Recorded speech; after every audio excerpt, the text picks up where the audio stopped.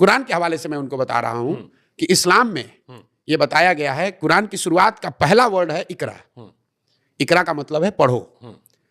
और जिस कौम के कुरान सबसे पवित्र ग्रंथ की शुरुआत होती है इस वर्ड से कि पढ़ो, वो कौम आज अपने बच्चों की पढ़ाई की चिंता ही नहीं कर रहा है। अब आपके ज्ञान का परीक्षा लेंगे। ये बताइए, राष्ट्रपति का नाम पता है आपको? जी, राष्ट्रपति का नाम जनाब श्री नरेंद्र मोदी साहब। राष्ट्रपति का नाम? जनाब श्री योगी आदित्यनाथ साहब। राष्ट्रपति का नाम? वो सबसे अनपढ़ कौम बन गया है।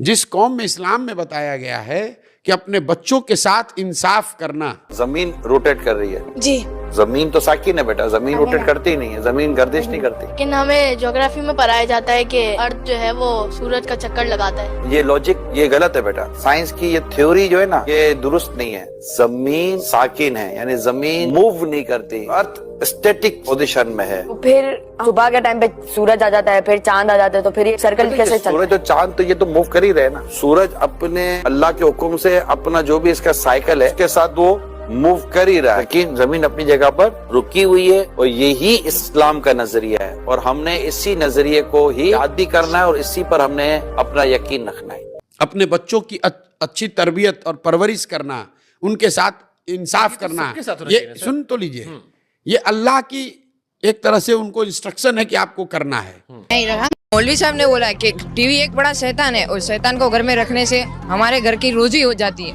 टीवी नहीं है घर में? नहीं रखा, हम नहीं रखते।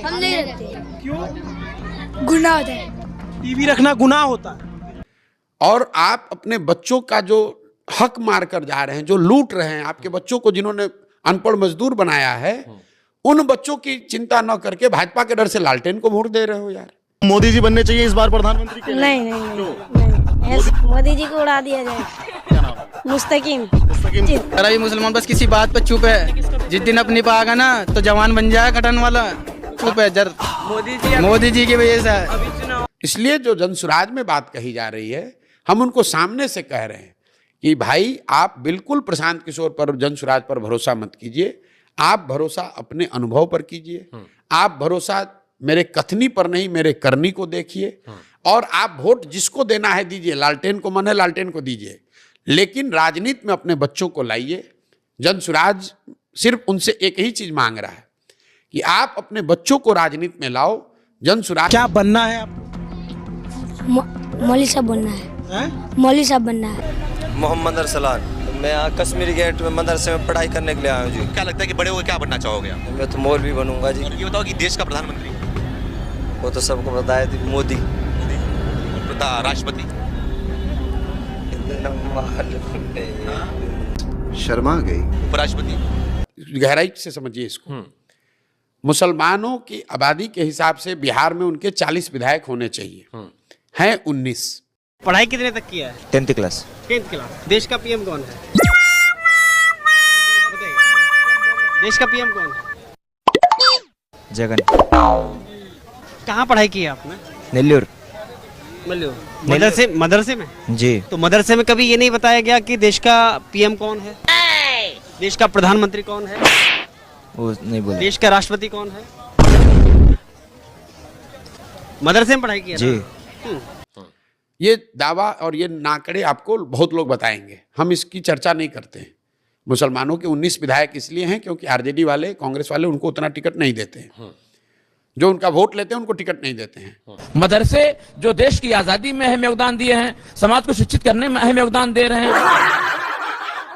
तो अरबी, हिंदी, इंग्लिश, मैथ, साइंस सब पढ़ाई जाती है 1 से 8 तक।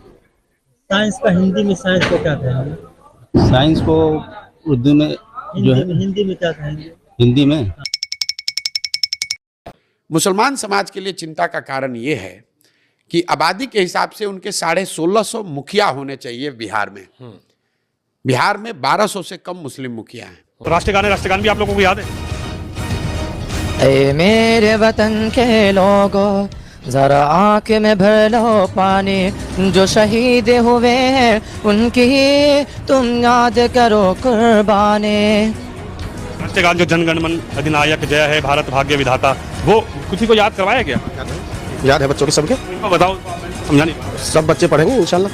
जी राष्ट्रगान आता है? जी आते हैं। जन गण मन अधिनायक जय हे, याद है? अभी याद नहीं याद। आबादी के हिसाब से 27,500 वार्ड सदस्य मुस्लिम होने चाहिए, 11,000 से कम मुसलमान ही वार्ड सदस्य हैं। कीमती चीजों को संभाल के रखा जाता है, ठीक है, और हर चीज में पर्दा है, हिजाब है, इवन आपकी आईलैशेस में भी पर्दा है। हाँ, आईलैशेस में भी पर्दा है। ये आंकड़े ये बताते हैं कि मुस्लिम समाज में कहीं ना कहीं राजनीति को लेकर, राजनीति में भागीदारी को लेकर वो संशय, वो डर पैदा कर दिया गया है। मेरे आईलैशेस में यू प्रोटेक्ट योर आईज। किससे पर्दा करना है मुझे? किसी से नहीं। पर्दा का कॉन्सेप्ट क्या है? कभी आपने जानने की कोशिश की है मुझे किससे पर्दा करने की जरूरत है? सुनिए, अभी हवा चल रही है, आप ऐसे करेंगी नहीं करेंगी, या यूं ही करके खड़ी रहेंगी? बोलिए। अच्छा, ये हवा से पर्देदारी के लिए आप पहनती हैं हिजाब? तो मैं आपको एक तरीका बता रही हूँ कि हिजाब क्या है।